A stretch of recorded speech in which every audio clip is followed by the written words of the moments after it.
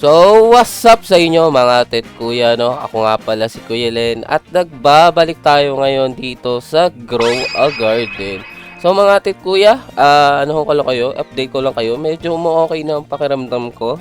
May malalang sore throat na lang ako kaya medyo mahina pa rin yung boses ko and medyo sinisipon pa ako kaya yung boses ko iba pa rin, no? So, yun lang, update ko lang kayo about doon. So, ngayong video mga tet kuya, magpo-focus tayo sa parating na update and sa mga future na pwede nating makita sa GAG, no? Kasi may nalabas na mahabang community post si Jandel and iisa-isahin natin tatalakayin yon para mag-gets nyo if naguguluhan kayo, okay? So, nandito ako para mag-explain sa inyo.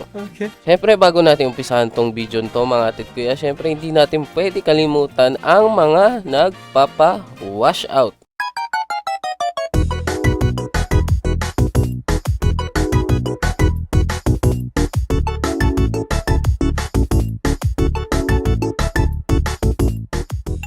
So mga atit kuya, umpisahan natin sa pinaka-basic na alam natin ngayon, no?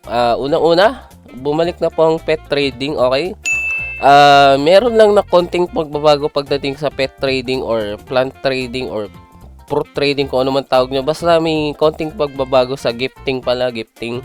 Nagkakaroon na ng konting delay, okay? So, yung konting delay na yun is needed, okay? Kasi doon ata ginagawa yung verification para malaman kung dope or hindi ba yung pet, okay? So, hindi ko alam kung automatic na wina-wipe out yun kapag dupe. Pero, sa pagkakalam ko, may kinalaman tong, yung alam nyo kasi pwede mag-spam dati ng trade, diba? Siguro may kinalaman yun kaya nagkaroon ng dupe pagdating sa gifting. Kaya ngayon may delay na para may confirmation. So, huwag kayo mainis kung may ganun na para lang maayos yung community or economy ng state ng laro. Kasi nga, pag dumadami yung dope na nasisira mismo yung economy ng laro. Since nasa topic na rin tayo ng economic and dope, yung may kumakalat kasi about dun sa honeysuckle na 744 trillion, okay, is ano daw, duplicated daw yon, okay? Galing sa illegal na paraan yon. And nababan daw yung mga players doon. Actually, wala pa naman ako nakikita na nababan talaga. Most of the time na nagsisend yung mga may nababan, iisang picture lang yung sinisend nila. So, mahirap pong manghusga na nababan nga kasi iisang picture lang yung ginagamit nila. Unless meron sila actual recording, mas maganda kasi doon yung talaga makikita, diba?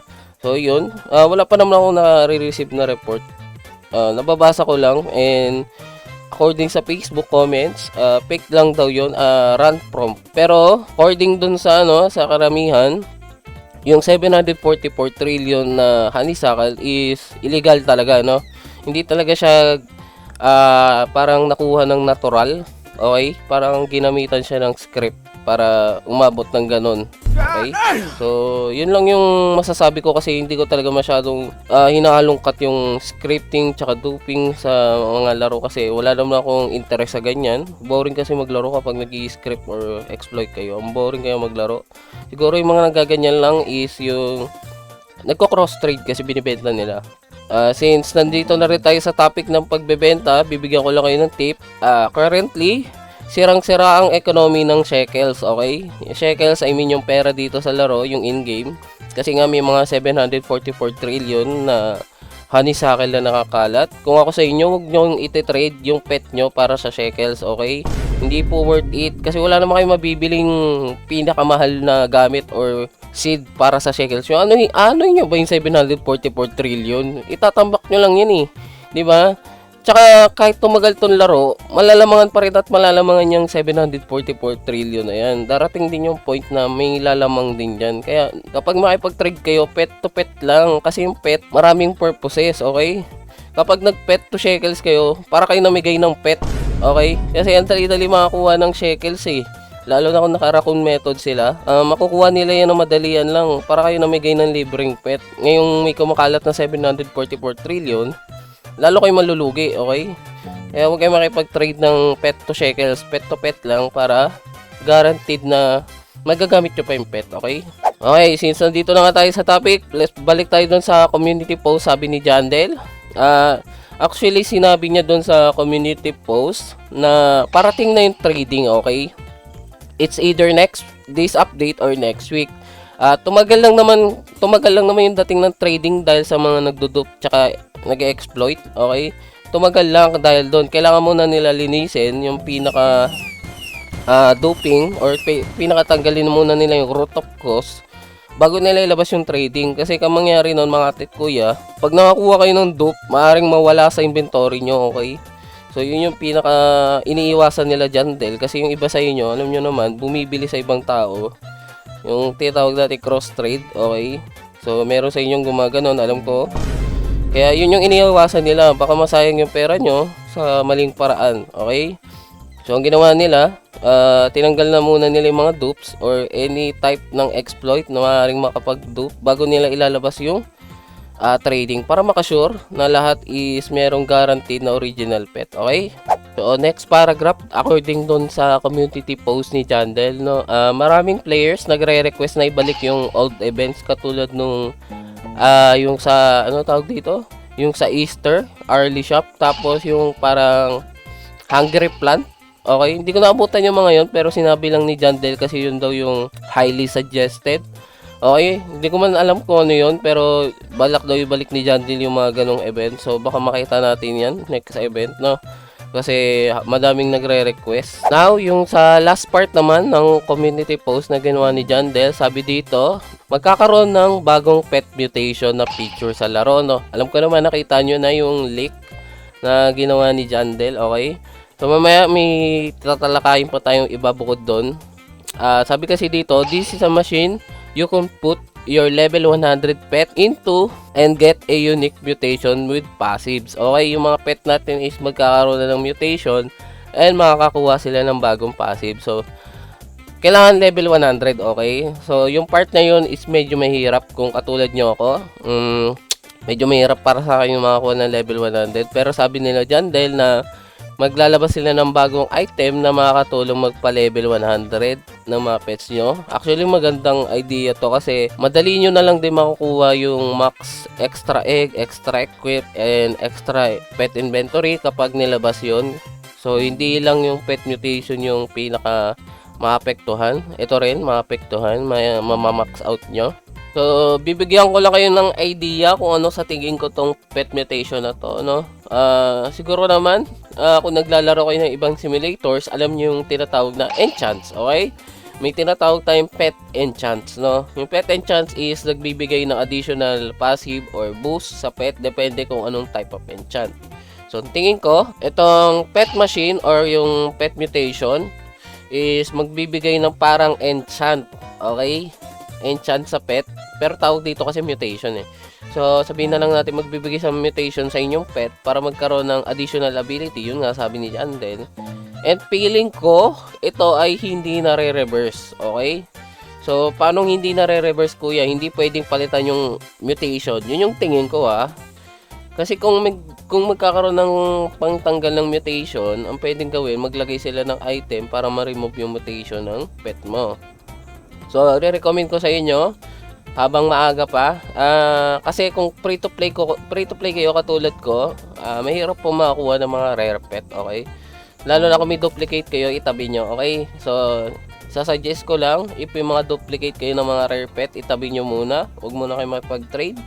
Kasi baka, in case na hindi po pwedeng ma-reverse yung mutation or matanggal yung mutation, meron pa kayong extra nung pet na yun, no? Okay? Kasi malay nyo, yung una nyong pet na nilagay doon, pangit yung mutation na nakuha. Then yung pangalawa naman is maganda. So pwede nyo i-trade yung pangit na mutation, tas i-keep nyo yung maganda. In case na walang pangtanggal ng mutation para sa pet, yun lang naman yung ano ko.